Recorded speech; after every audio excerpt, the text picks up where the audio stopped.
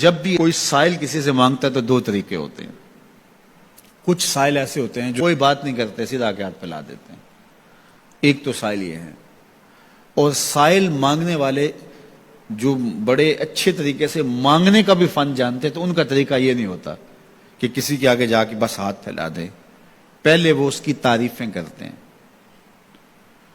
پھر جو ہے وہ اس کی رحم دلی کا ذکر کرتے ہیں، پھر اس کے مال و اسباب جو اس کو دیے گئے ہیں ان کے قصیدے پڑھتے ہیں، پھر اپنی وفاداری کا اظہار کرتے ہیں، پھر جھولی پھیلاتے ہیں. تو یہ دوسرا اور مہذب طریقہ ہے. ایک تو مانگنے والا اپنی ضرورت کو یوں ہی کسی کے سامنے رکھ دے، اور ایک یہ ہے کہ مانگنے والا اپنی ضرورت کو رکھنے سے قبل جس سے مانگ رہا ہے پہلے اس کی تعریف کرے. اب بندے اللہ سے ہدایت مانگنے کے لیے کھڑے ہوئے، پہلے تو وضو کیا، صاف ستھرے ہوئے، کانوں پہ ہاتھ لگائے، اس کے بعد ہاتھ باندھ کے ادب سے کھڑے ہو گئے، اور اب مانگنے لگے ہیں تو کیا بولے؟ الحمدللہ رب العالمین.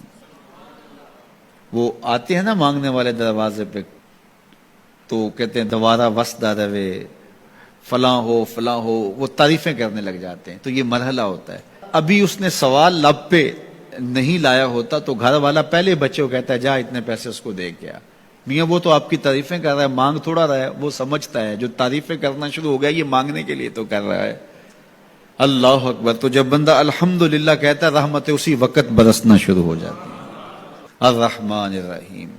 میں سخی کی دہلیز پہ کھڑا ہوں جو رحمان بھی ہے جو رحیم بھی ہے، محض اپنے کرم سے عطا کرتا ہے. رحم کی بھیک مانگ رہا ہوں. پھر کیا کہہ رہا ہے؟ مالک یوم الدین. کسی کنگال سے نہیں مانگ رہا، اس سے مانگ رہا ہوں جو مالک ہے، دنیا کا بھی مالک ہے، آخرت کا بھی مالک ہے. پھر اس کے بعد اگلی بات کیا کہتا ہے؟ ایاک نعبد و ایاک نستعین. مالک میں پوجتا بھی تجھے ہوں اور مانگتا بھی تجھ سے ہوں. دیکھو سائل اس اعتبار سے بھی دو طرح کے ہوتے ہیں.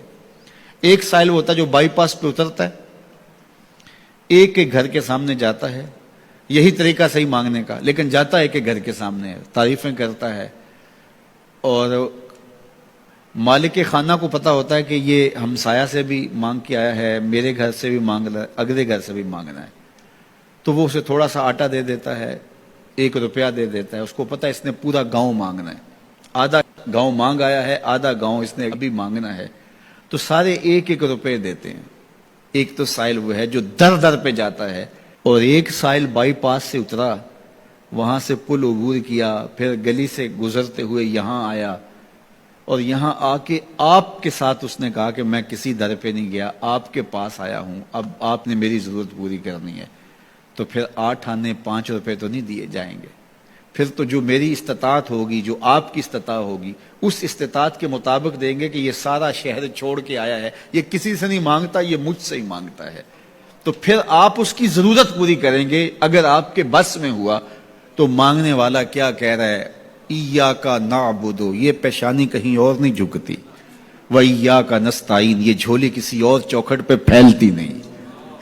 وہ کریم، وہ مالک رب جو تمام جہانوں کا رب ہے، میں اس کی دہلیز پہ کھڑا ہوں اور آیا سیدھا اسی کی دہلیز پہ ہوں. نہ اس سے پہلے کسی در پہ گیا ہوں، نہ اس کے بعد کسی در پہ جانا ہے.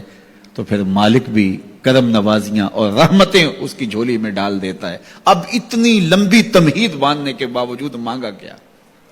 ذرا غور کیجئے. یہ وہ ہے جو ہم ہر روز ہر نماز کی ہر رکعت میں مانگتے ہیں. اور مانگنے کا طریقہ کتنا خوبصورت ہے.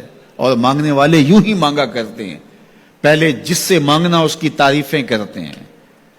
آپ نے مانگنے والوں کو دیکھا جو سلیقے سے مانگتے ہیں، تیرے بچے وسدے رہیں، تیری جد آباد رہے، تیرا خاندان آباد رہے. وہ مانگتے ہیں اس طرح، پہلے تعریفیں کرتے ہیں، پھر کہتے ہیں تیری فیکٹریاں چلتی رہیں، تیرے جو ہے تیری جائیداد بڑھتی رہے.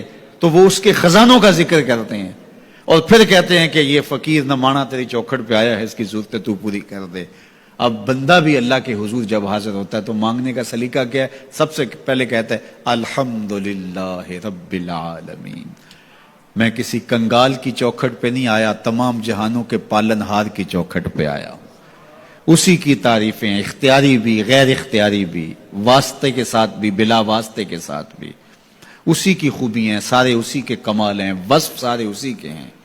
پھر اس کے بعد کہتا ہے الرحمن الرحیم، وہ رحمان بھی ہے وہ رحیم بھی ہے. پھر اس کے بعد کہتا ہے مالک یوم الدین، وہ دنیا کا ہی مالک نہیں، آخرت کا بھی مالک ہے، یوم حساب کا بھی مالک ہے. پھر اس کے بعد اپنی وفاداری جتلاتے ہوئے کہتا ہے ایاک نعبد و ایاک نستعین، مالک سارا جہاں بس رہا ہے، میں نے کسی سے نہیں مانگا، میں نے جھولی تیری چوکھٹ پہ پھیلائی ہے، میری پیشانی تیرے حضور جھکتی ہے، یہ پیشانی کسی اور کے حضور کبھی نہیں جھکی نہ جھکے گی. یہ سب عرض کرنے کے بعد پھر مانگتا کیا؟